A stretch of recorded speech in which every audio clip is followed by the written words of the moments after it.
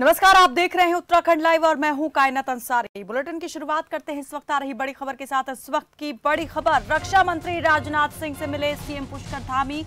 राजनाथ सिंह के साथ प्रदेश के विकास पर हुई चर्चा।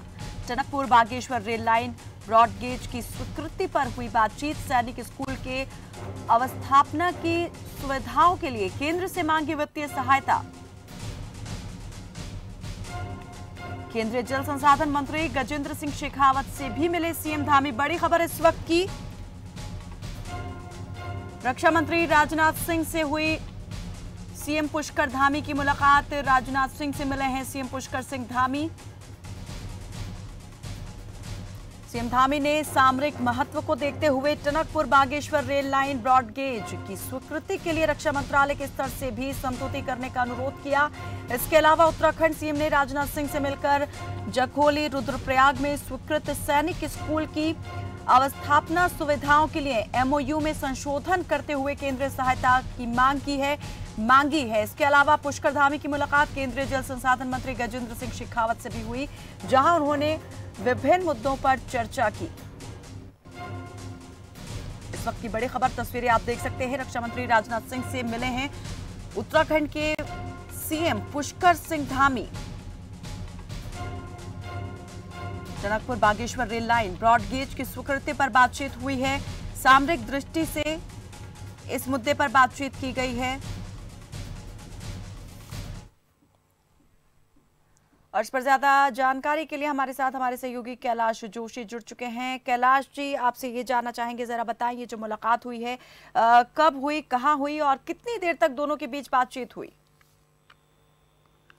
देखिए कायनात, आपको बताऊं कि जो मुख्यमंत्री पुष्कर सिंह धामी है वो 2 दिवसीय दिल्ली दौरे पर हैं और दिल्ली दौरे पर लगातार जो है मुलाकात का दौरा उनका चल रहा है, जहां एक और उन्होंने केंद्रीय मंत्री राजनाथ सिंह से मुलाकात कर जो है जखोली रुद्रप्रयाग में प्रस्तावित सैनिक स्कूल की स्थापना को लेकर जो है बात की, उसकी वित्तीय सहायता स्वीकृत करने के लिए बात की है।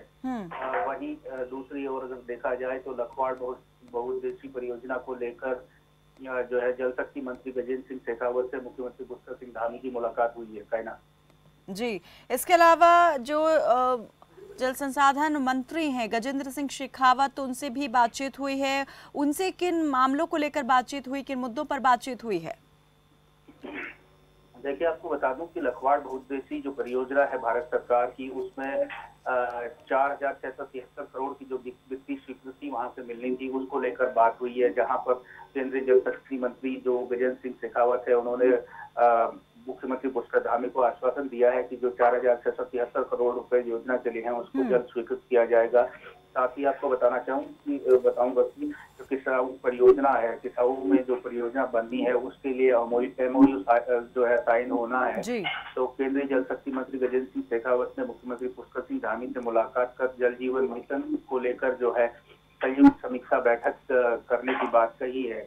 जी, चलिए, बहुत बहुत शुक्रिया कैलाश जोशी जी इस तमाम जानकारी के लिए। तो रक्षा मंत्री राजनाथ सिंह से आज मुलाकात की है। दिल्ली के 2 दिवसीय दौरे पर है मुख्यमंत्री पुष्कर सिंह धामी और इस बीच उन्होंने केंद्रीय जल संसाधन मंत्री गजेंद्र सिंह शेखावत से भी मुलाकात की है। इसके अलावा एक और बड़ी खबर का रुख करते हैं। उत्तराखंड से ही आ रही है एक और बड़ी खबर। बारिश के साथ परेशानियों का दौर है जारी। मौसम विभाग का कई जिलों में बारिश का अलर्ट। देहरादून नैनीताल में हो सकती है तेज बारिश। चीन सीमा को जोड़ने वाला मार्ग 55 दिन से अवरुद्ध। पहाड़ों में जगह जगह भूस्खलन से सड़क मार्ग बाधित हो चुके हैं। बड़ी खबर इस वक्त की, अभी बारिश की आफत से राहत मिलती दिखाई नहीं दे रही है। अभी कुछ और दिन इस आसमानी आफत का सामना प्रदेश को करना पड़ सकता है। मौसम विभाग ने अलर्ट जारी कर दिया है। देहरादून नैनीताल में भारी बारिश का अलर्ट जारी किया गया है। समस्या भूस्खलन की वजह से और ज्यादा बड़ी हो चुकी है, क्योंकि जो कई नेशनल हाईवेज हैं उनका संपर्क जो है वो टूट चुका है, बाधित हैं नेशनल हाईवे। और चीन सीमा को जोड़ने वाला जो हाई मार्ग है, चीन सीमा को जोड़ने वाला मार्ग पिछले 55 दिन से बाधित है, अवरुद्ध है भूस्खलन की वजह से। जनजीवन पर इसका काफी प्रभाव देखा जा रहा है। बारिश होने की वजह से कई समस्याएं जो है इस वक्त प्रदेश के सामने खड़ी हो चुकी हैं। प्रशासन लगातार प्रयास कर रहा है इन मुश्किलों को, इन समस्याओं को दूर करने का। और एक और बड़ी खबर का रुख करते हैं। इस बीच आ रही बड़ी खबर राकेश टिकैत के दौरे से जुड़ी। राकेश टिकैत ने की है प्रेस कॉन्फ्रेंस। बीजेपी की नहीं, उद्योगपतियों की है सरकार। टिकैत का यह बयान, कृषि कानूनों का विरोध जारी रहेगा, उत्तराखंड में भी आंदोलन के तरीके अपनाने होंगे। तो नई ऊर्जा, नया जोश फूंकने का काम किया है। उत्तराखंड के देहरादून में थे इस वक्त राकेश टिकैत, प्रेस कॉन्फ्रेंस की। कृषि कानूनों का विरोध जारी रहेगा, उन्होंने साफ किया और ये भी कहा कि यहां भी आंदोलन का तरीका अपनाना होगा। आरोप लगाया कि बीजेपी की नहीं, उद्योगपतियों की है सरकार। तो इस प्रेस कॉन्फ्रेंस में क्या कहा राकेश टिकैत ने, चलिए आपको सुनवा देते हैं।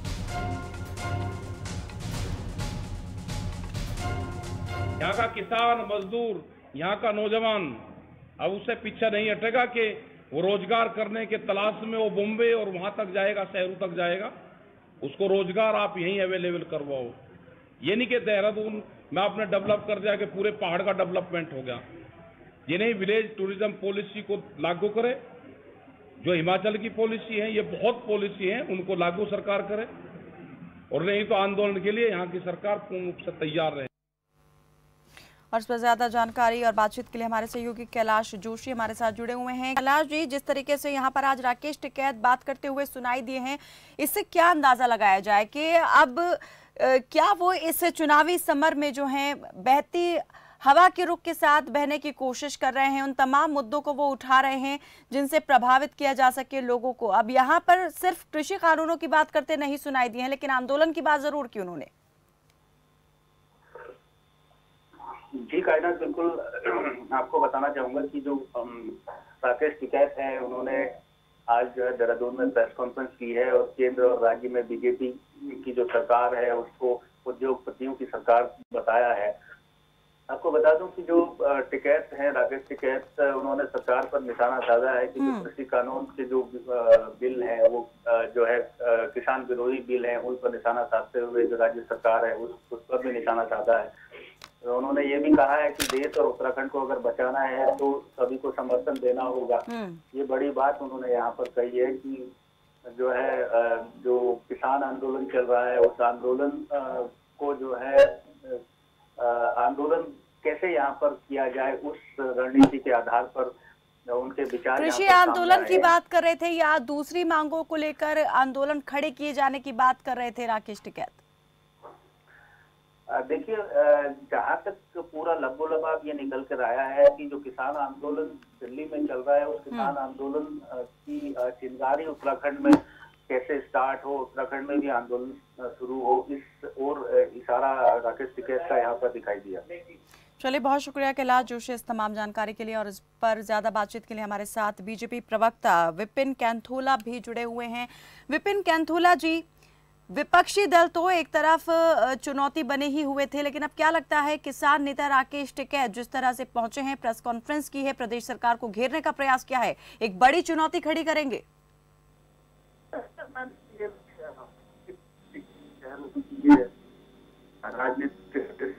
नहीं है, लेकिन कैंथोला जी, आपकी आवाज नहीं मिल पा रही है हमको। दोबारा आपसे हम संपर्क साधने की कोशिश करेंगे और जानने का प्रयास करेंगे कि जो बीजेपी है प्रदेश सरकार को लेकर किए गए इस वार पर वो क्या सोच रही है, किस तरह से इसको देख रही है। क्या एक बड़ी चुनौती वो मानती है अब कि किसान आंदोलन जो है उत्तराखंड में भी उसके लिए मुश्किलें खड़ी करेगा? विपिन कैंथोला हमारे साथ जुड़े हुए हैं, बीजेपी के प्रवक्ता। जी कैंथोला जी, देखो कायनात, राकेश टिकैत जी ने आज कहा कि वो राजनीति से प्रेरित नहीं है, लेकिन जिस प्रकार से उनके बगल में बाजवा एक कांग्रेस के नेता है, उनकी पत्नी जो है वो कांग्रेस की प्रदेश सचिव है, तो कहाँ से राजनीतिक से प्रेरित नहीं है? आज टिकैत साहब से केंद्र सरकार कई बार पूछती है कि क्या काला कानून है, क्या इसमें कमी है, उस पर वो बोलते नहीं है। आज जो समिति के सामने आने को तैयार नहीं है। लेकिन कैंथोला जी मैं ये कहना चाहूंगी, आज जो प्रेस कॉन्फ्रेंस की उन्होंने यहाँ पर 3 कृषि कानूनों को लेकर उतना ज्यादा नहीं बात की होगी जितना उन्होंने प्रदेश सरकार की नीतियों को लेकर बातचीत की। उन्होंने कहा कि रोजगार यहाँ के युवाओं को यही मिलना चाहिए, ऐसी व्यवस्थाएं सरकार को प्रदेश के अंदर करनी चाहिए। साथ ही दूसरा उन्होंने कहा कि जो टूरिस्ट पॉलिसी है उसको लेकर सरकार को काम करना चाहिए। देखो कायनात, मैंने तो कहा ना कि कैफ साहब कृषि से हट करके अब राजनीति की ओर आ गए हैं। वो राजनीति करते हैं, वो राजनीति प्रेरित पूरा तो हम कह ही रहे हैं। टिकैत साहब को जवाब देना चाहिए कि वो किसानों की बात करने आए थे कि राजनीतिक एजेंडे के साथ आए थे। अगर जो किसानों की बात में आए थे तो उनको किसानों की बात जा करके जहाँ पर प्रस्ताव है वहां पे करनी चाहिए, और राजनीतिक बात करने आए थे तो फिर भारतीय जनता पार्टी उसका जवाब चुनाव में जाने वाले अभी जैसे आपने कहा कि राकेश टिकैत जिन लोगों के साथ बैठे हुए थे, जो लोग उनके दाएं बाएं बैठे हुए दिखाई दे रहे थे, उनका संबंध कांग्रेस से है। तो यहाँ आप क्या देख रहे हैं, किसकी जरूरत पड़ रही है? किसानों को कांग्रेस की, किसान नेता को कांग्रेस की जरूरत पड़ी है, कांग्रेस को किसान नेता की जरूरत पड़ी है? देखिए पहले दिन से अगर जो दिल्ली में बात करेंगे तो आम आदमी पार्टी के लोग वहां दिखते थे। पहले दिन से आप बात करोगे तो विपक्षी दलों के लोग वहां दिखते हैं। आप अगर जो बात करते हैं तो कहती है कि जो उस पर केंद्र सरकार मानने को तैयार है। आपके जो सुझाव हैं उनको दीजिए, लेकिन राकेश टिकैत केवल राजनीतिक एजेंडा चलाना चाहते हैं, राजनीति करना चाहते हैं। उन्होंने साबित कर दिया उत्तराखंड में आकर, पर्यटन की बात करते हैं, उत्तराखंड में आकर बेरोजगारी की बात करते हैं, लेकिन किसानों की बात नहीं करते हैं, क्योंकि वो जानते हैं कि उत्तराखंड के अंदर किसानों के लिए जिस प्रकार से हमारी सरकार ने काम किया है, 4.5 वर्षों में जिस प्रकार से हमारी सरकार ने काम किया है, चिंता करेगी। राकेश टिकैत राजनीति के तहत आज प्रदेश घूम रहे हैं, इससे कुछ न कांग्रेस का भला न होने वाला राकेश। लेकिन एक किसान नेता के रूप में उन्होंने जो एक पहचान बनाई हुई है, क्या लगता है ये पहचान कितना प्रभावित कर पाएगी? देखिए पंचायत के चुनाव में जहाँ से वो रहने वाले, जिस जिले के वो रहने वाले, वहाँ पंचायतों में पंचायतों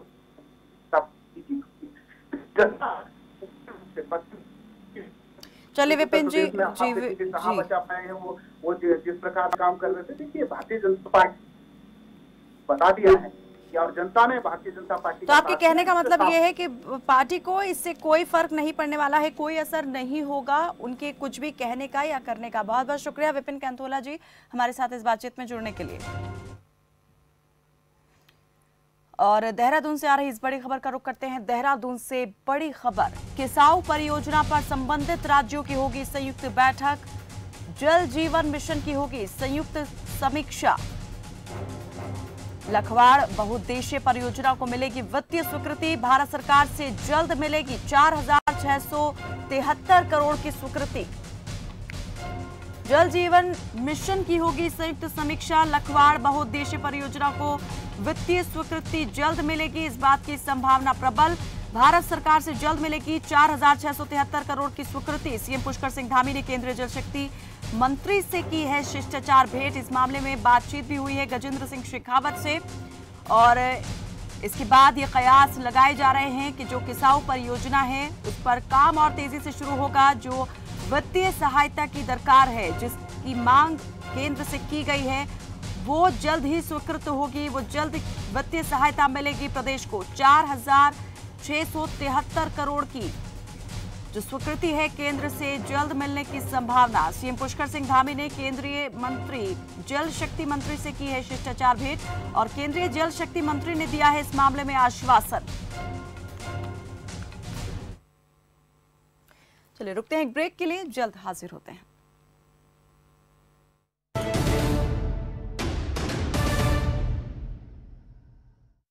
खूबसूरती के लिए सिर्फ हल्दी चंदन वाली क्रीम, ये बीते जमाने की बात है। आज आपकी स्किन को चाहिए कुछ एक्स्ट्रा, जैसे रूप मंत्र Ayurvedic face cream and face wash. ये कोई कॉस्मेटिक नहीं, आयुर्वेदिक औषधि है। शहर जो कभी रुकता नहीं, न रुकती है खबरों की रफ्तार। मंत्री से संतरी, पहर दर पहर, हर वो खबर जिसका पड़ता है असर।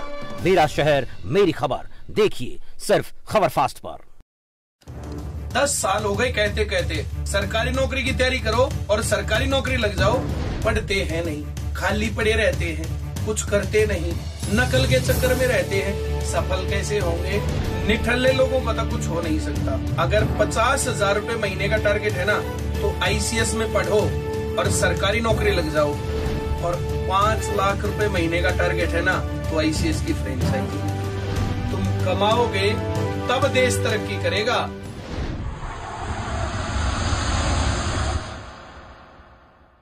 देखिए ICS रोजाना शाम 6:30 से 7 तक सिर्फ खबर फास्ट पर। आप रोगों से परेशान हो या अंग्रेजी दवाओं से, विभिन्न प्रकार के टेस्टों से परेशान हैं या डॉक्टरों से, किसी भी प्रकार के रोगों के समाधान के लिए एक बार आइए नाड़ी वैद्य कायाकल्प और पाइए अपने सभी रोगों का आयुर्वेद में सही इलाज।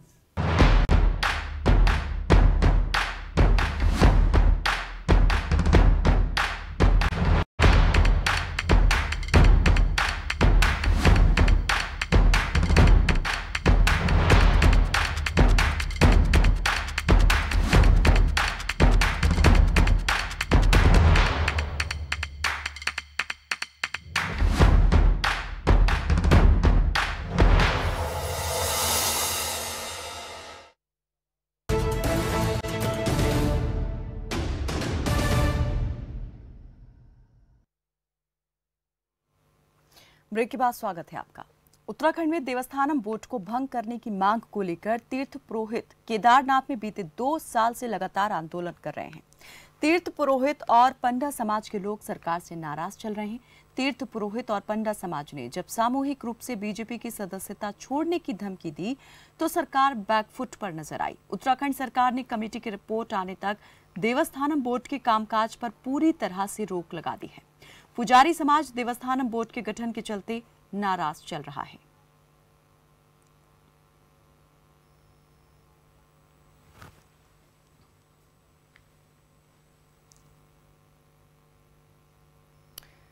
देहरादून के सचिवालय सभागार में परियोजनाओं के विकास कार्यों की समीक्षा बैठक का आयोजन किया गया। बैठक की अध्यक्षता मुख्य सचिव डॉक्टर SS संधू ने की और बैठक के दौरान ग्रामीण और शहरी क्षेत्र में पेयजल आपूर्ति, सीवरेज प्रबंधन, जल जीवन मिशन, ग्रामीण और शहरी स्वच्छ भारत मिशन और नमामि गंगे परियोजना से संबंधित कार्यों की समीक्षा की गई, जिसके बाद बैठक में मुख्य सचिव ने संबंधित कार्यों की बेहतर गुणवत्ता बनाए रखते हुए तेजी से प्रगति बढ़ाने के निर्देश दिए हैं।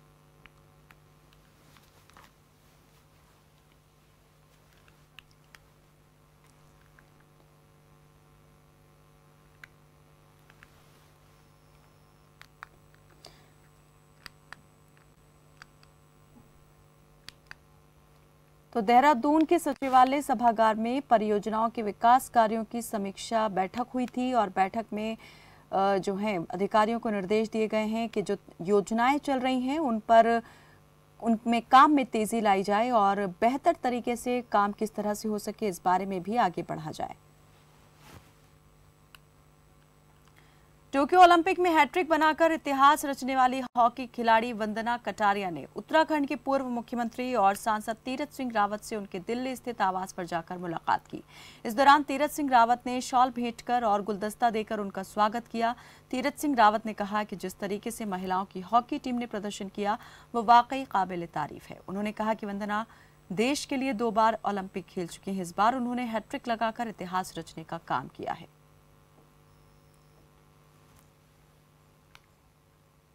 टोक्यो ओलंपिक्स में देश का मान बढ़ाने वाली महिला हॉकी टीम को देश भर से प्यार और सत्कार मिल रहा है। उत्तराखंड की बेटी पर भी उत्तराखंड वासियों ने दिल खोलकर प्यार लुटाया है। वंदना कटारिया के प्रदेश में लौटने पर जोरदार स्वागत किया गया। ढोल नगाड़ों की थाप लोगों की खुशी को जग जाहिर करती दिखाई दी। एयरपोर्ट से बाहर आने पर लोगों ने वंदना कटारिया का फूल मालाएं पहनाकर स्वागत किया।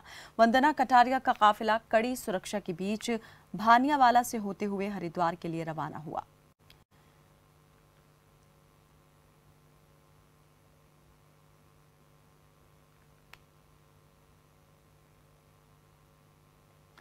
तो हॉकी खिलाड़ी वंदना कटारिया का भव्य स्वागत किया गया है और एयरपोर्ट से बाहर निकलते ही उनके फैंस की भीड़ ने, मीडिया के कैमरों ने उन्हें घेर लिया। परिवार के सदस्य उन्हें लेने के लिए पहुंचे थे और सभी के चेहरों पर काफी खुशी जो है वो साफ तौर पर देखी गई।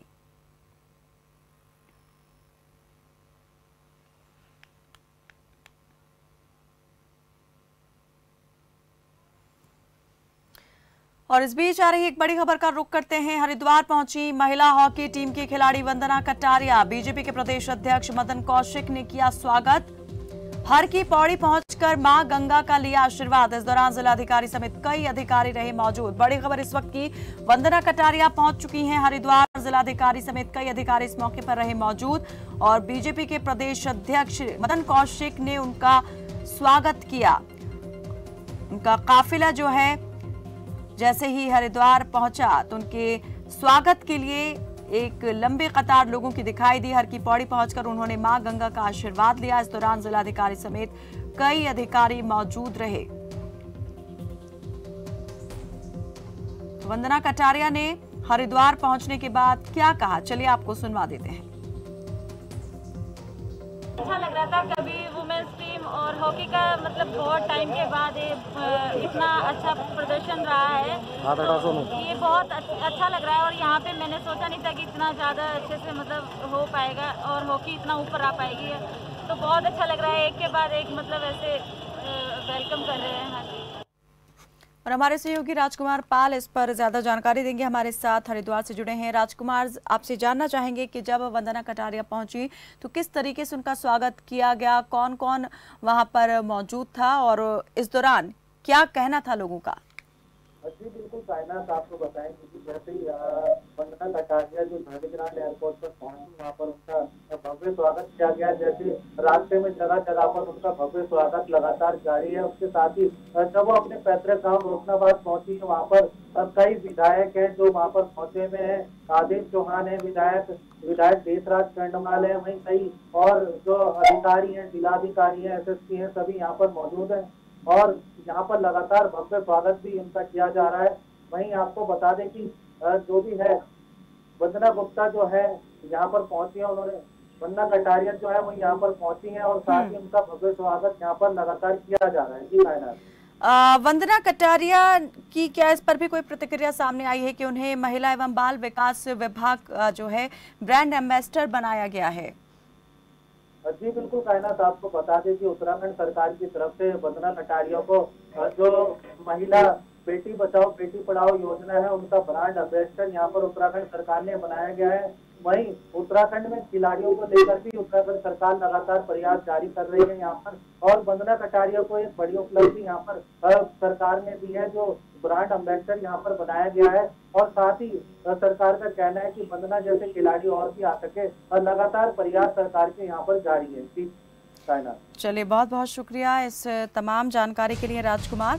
तो वंदना कटारिया अपने घर पहुंच चुकी हैं और उनके घर पर जो है मिलने वालों की लंबी कतार लगी हुई है। कई विधायक जो हैं इस वक्त उनके घर पर मौजूद हैं, उन्हें बधाई देने के लिए, उनके सम्मान और स्वागत के लिए, सत्कार के लिए। बढ़ते हैं आगे। काशीपुर में छात्र संघ ABVP आज़ादी के महोत्सव के लिए विशेष तैयारियों में जुटी हुई है और आज ABVP कार्यकर्ताओं ने कार्यक्रम को सफल बनाने के लिए मंथन किया। कार्यकर्ताओं ने काशीपुर के 300 गांव में तिरंगा फहराने की तैयारी की है। हर गांव में तिरंगा फहराने के लिए एक संयोजक बनाया गया है। छात्र संघ ने प्रदेश भर में 1 लाख तिरंगे लगाने का लक्ष्य रखा है। तो ABVP कार्यकर्ताओं की ओर से, छात्र संघ की ओर से जो तिरंगा यात्रा है वो निकाली जा रही है और 1 लाख तिरंगे लगाने का लक्ष्य रखा है इस छात्र संघ ने प्रदेश भर में। तो जोर शोर से तैयारियां चल रही हैं। 15 अगस्त को लेकर हर गांव में तिरंगा फहराने के लिए एक संयोजक बनाया गया है। 1 लाख तिरंगे लगाए जाने का लक्ष्य निर्धारित किया है छात्र संघ ने और गांव-गांव में तिरंगा फहराने की जो है तैयारी। काशीपुर के 300 गांव में तिरंगा फहराने की तैयारी है। आने वाला 15 अगस्त को विद्यार्थी परिषद अमृत महोत्सव के रूप में पूरे देश भर में मनाने जा रही है। इस अमृत महोत्सव का ये कार्यक्रम विद्यार्थी परिषद द्वारा इसको डिसाइड किया है कि पूरे उत्तरांचल प्रांत में इस 15 अगस्त को 4675 गाँव में तिरंगा फहराने का काम करेंगे, जिसमें कि इस 4675 स्थानों में से एक लक्ष्य रखा है कि 1 लाख तिरंगे लगाने का काम विद्यार्थी परिषद इस पूरे उत्तरांचल प्रांत में करेगी। बुलेटिन में फिलहाल बस इतना ही। दीजिए इजाजत। नमस्कार।